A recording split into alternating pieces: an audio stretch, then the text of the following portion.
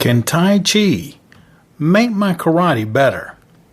In this episode, I'm going to share with you different ways that you could use Tai Chi to unearth opportunities in your martial training.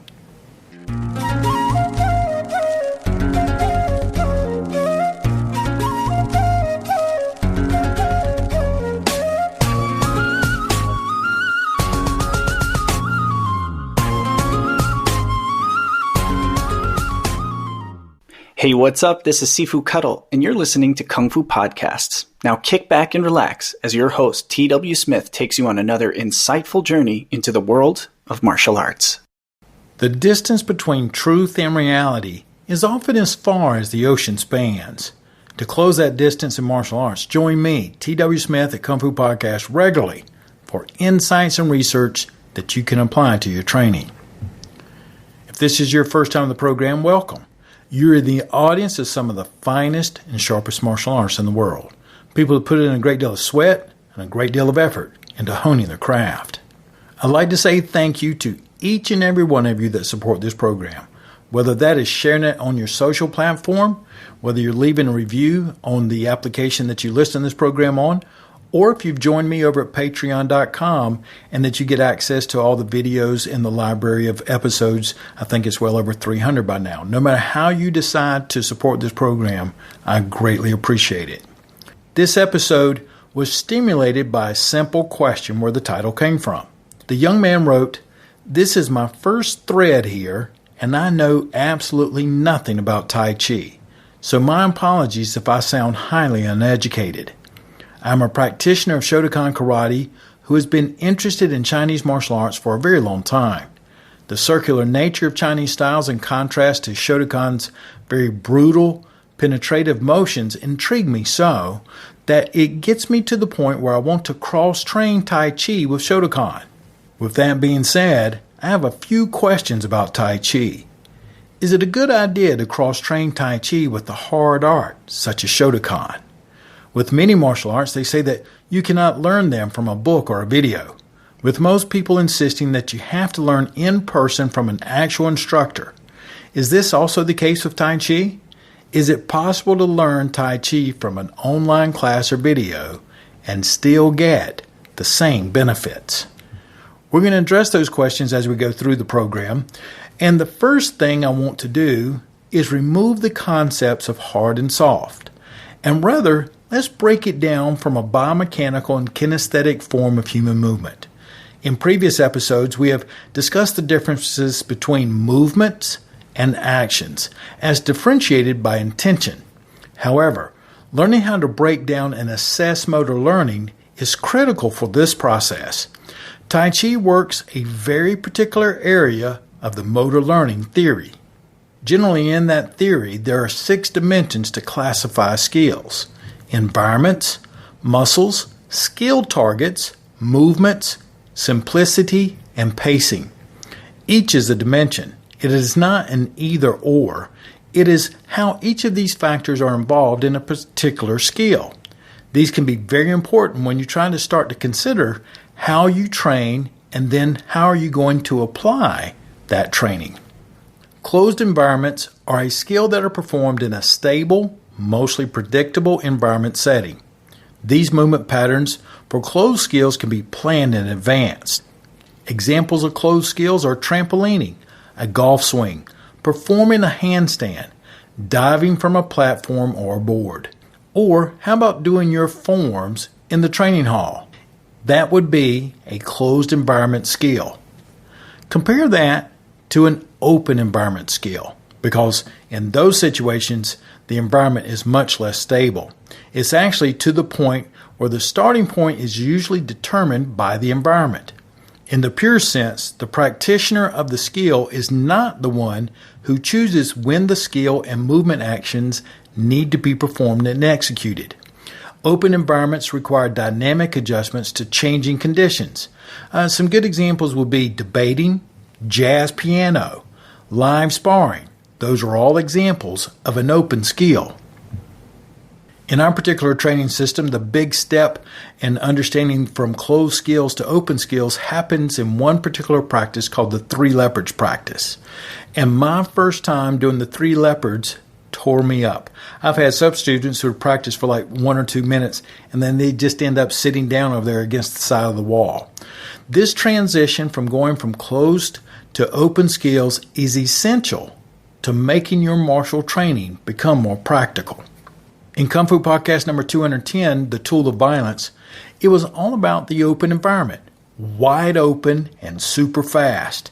That is why we can't constantly train in a closed environment and actually believe that we're going to magically cross into the threshold of open skills. A blend of open and closed skills, for example, would happen with a stand-up comic. They plan their joke sequence, but once they get out on the stage, they got to handle the theater conditions and hecklers. You could do something similar by taking the same kata or same forms that you practice and put them on the side of a hill of wet grass. Things going to change quickly. Creating a well-planned set is a closed skill, but improvisations is an open skill. Let's take a moment and talk about target skills, and those are the ones where you have tasks that are needed to accomplish a goal, like keeping a tennis ball in play. The target behaviors support the skills, such as watching the ball so that you can keep it in play. How does that resonate with you in a martial setting or competitive setting like grappling? A good martial program would set a tone for you by giving you good goals, develop skills, and teach you the behaviors necessary to achieve those goals. If you notice, in most martial settings, they are started in closed environments, training halls, matted floors, bags, and dummies so that you can work on them. But they must be transitioned to something more open, focus mitts, semi-engaged skills, and then eventually into an open environment, both of you having the same goal, to find victory. In this last section that we're going to talk about in this episode in the motor learning theorem, it's about motion.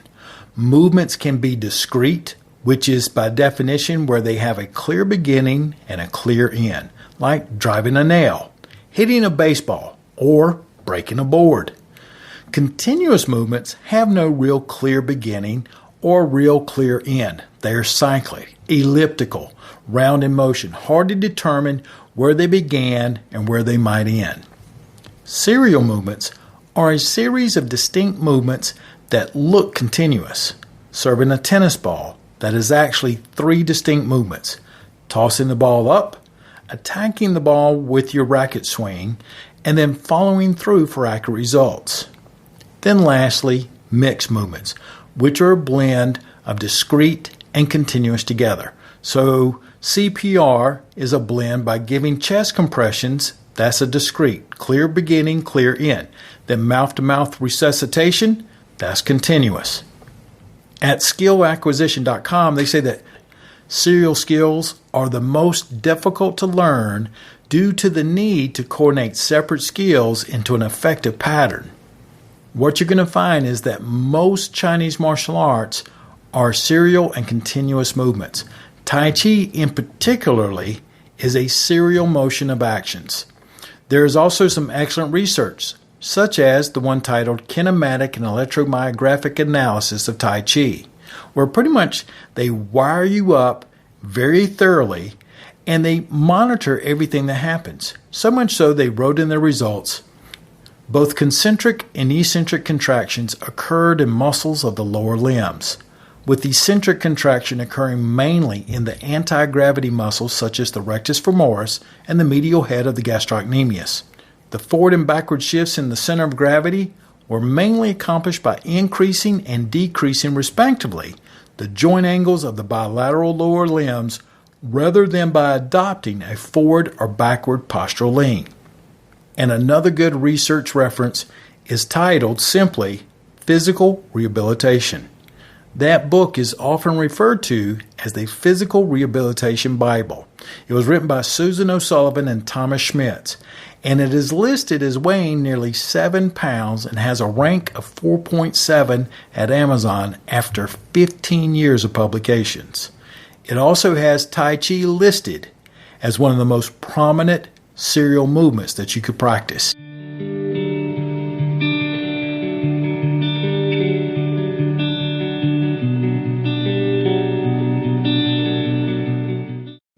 If you're still with me and this starts to make sense, make sure you take a moment and hit that subscribe button. Now let's talk about the string of pearls. Tai Chi is intended to be practiced as a string of pearls. Each pearl is separately worked, polished, then stringed, and when properly executed, it is difficult to distinguish where one pearl may end and the next one begins. This is the real essence of learning a serial motor skill, as compared to the stop and go nature of many martial arts, particularly in the beginner ranks. You're also going to find that the required continuity of focus in Tai Chi also improves attention in younger adults. A very good research study wrote, Tai Chi reduces inattention in young healthy adults. That was from the journal titled Frontiers for Human Neuroscience. In that particular article, they wrote, we examined the effects of Tai Chi training on selected attentional and cognitive processes in young, healthy adults and found a reduction in inattention that was supported by neurocognitive measures. Now let's compare that to the writing of Wang Zhongyu in 1881. In his Tai Chi classics, he says, step as if near a cliff edge. Move energy as if drawing silk. Store power like drawing a bow, and issue power like shooting the arrow. Move energy as though through a winding path pearl, penetrating even the smallest nook. Wield power like tempered steel, so strong there is nothing tough enough to stand up against it. The shape is like a falcon capturing a rabbit. The spirit is like a cat pouncing on a mouse.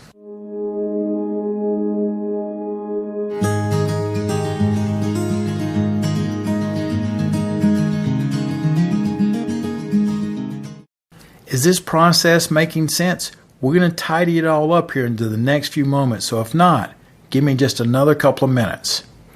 My experiences would be, if I was working with this young karateka, is to tell him, you only need a few of the movements of the Tai Chi. You don't have to learn all these big, long forms. Just learn a few of the movements, and more importantly, make sure that you learn and exercise the theories of Tai Chi. And that's important because every Chinese martial art that I know of has a theory that's behind it that you're supposed to express. It's not all just the same. Everything has some things that they're trying to get you to learn, or they use in their particular context for you to try to embody. Wang Zhongyu wrote, although your body moves, your mind should be still. Energy must gather and the spirit should be at ease.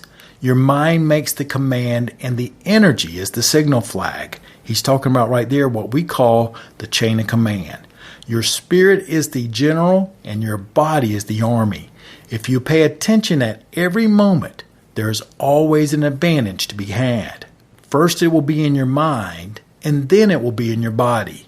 Once it's in your body, you will not be aware of the movements of your hand and feet. It is said, an interrupted flow from beginning to end. Let go of your plans and just respond to the opponent. Draw him into the land of nothing, and then with 4 ounces of force, move his of 1,000 pounds. You must keep in mind that if one part moves, every part must move. And if one part is still, every part is still. Then he continues and he writes, if sticking to the opponent, you can follow him alertly, then you will find the ability to unbalance him. In this back and forth, there must be distinguishing between passive and active in the advance and retreat of the feet. There must be both variation and coherence. If an opportunity comes from yourself, go ahead and shoot. But when the force comes from your opponent, borrow it. When you do issue the power, there must be coordination between the above and the below, and then directed at an undefended area. Your posture must be straight and not leaning in any direction, so as to be able to brace in all directions. So we're going to be looking how to integrate our mind and body and make those things fully connected and adhered. Now, I'm going to tell you, when I first began, it was ugly. My Sifu would just look at me and he would go, it'll get better.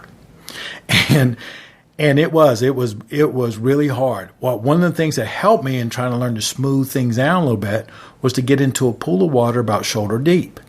And I would practice particular movements so I could learn how to move smoothly and not look like I was actually thrashing the water or forcing myself through it. If I could learn to move smoothly, it took a lot. The other thing that really helped me was to walk each and every single movement as if it was the only technique that I knew. I would give this young karateka 5 techniques to learn: the slanted fly, the brush knee, the black dragon stirs the sea, repulse the monkey, and work the shuttles. Those 5 techniques, if you will work them till you have polished them as pearls, you will unearth many opportunities. Don't force anything, try to embrace it. And if you have difficulty finding a Tai Chi instructor, look for a ballet instructor, which is almost another pure serial motor skill. That's part of the reason why you find so many NFL, professional baseball, basketball players, a lot of different professional athletes and high-level athletes in the MMA look for Tai Chi or ballet as a way of helping find continuity in their training. But when you go prepare for one of the most difficult workouts of your life. My Tai Chi practice, along with my students, usually finishes in a puddle of sweat. In 2017, David Branch, an MMA middleweight and lightweight heavyweight champion of the world, talks about how he swears by ballet classes. He says, "The first day I went, it was harder than any workout I've ever done. I feel it in my balance. I feel it in my overall physical strength. I feel it everywhere. Just in my posture, and I feel like when I get into a scramble or in a fight or anything that involves an entanglement or striking, I feel strong. And it's a natural strength, by every muscle and tendon being controlled by my mind."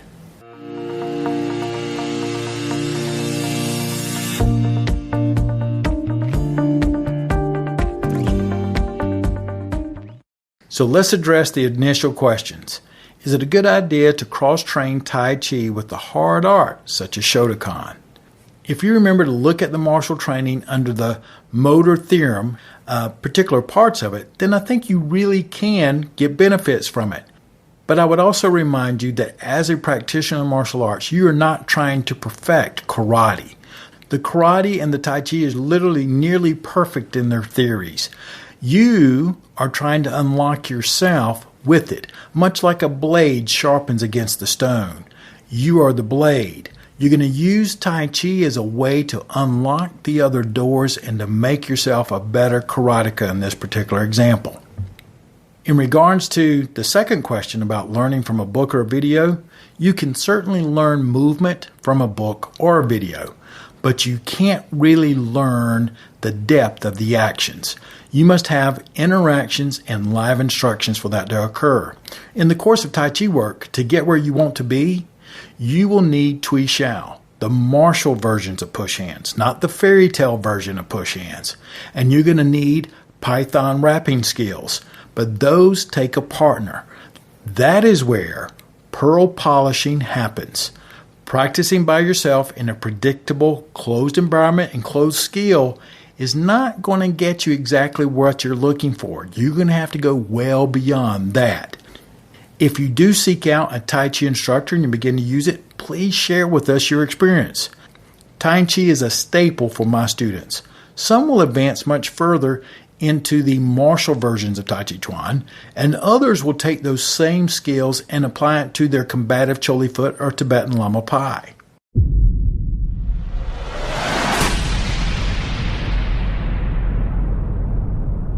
Did you find this information useful? If you did, take a moment and like this particular episode on your social platform or leave a review on your application. We're going to be looking at the components of this podcast in a future series, both in the audio and in a video series, such as the chain of command, the 5 techniques that I mentioned, and as well as beginning to more advanced push hands. If you didn't like the episode, I appreciate you getting this far. Send me an email and share with me what you didn't like about it. And make sure to shoot straight. Don't sugarcoat it. If you regularly enjoy the program and like to have access to over 300 episodes in the library and the videos, you can support me at patreon.com/TWSmith. I hope that you have a great practice today, and I look forward to talking with you again real soon.